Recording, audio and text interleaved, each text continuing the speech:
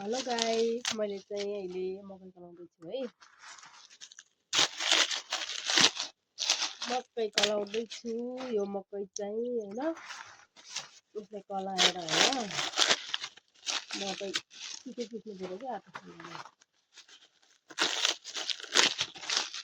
खानाले छिटो सुक्नु पर्यो, त्यही भएर मैले कलाउँदैछु हैन अहिले चाहिँ।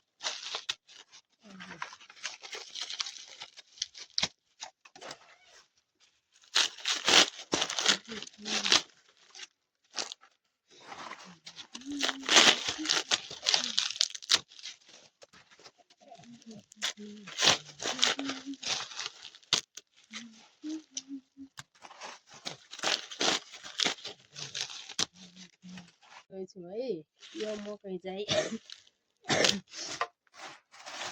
यो मकैलाई चाहिँ पिसेर खानाको लागि मैले मकै टोक्दैछु।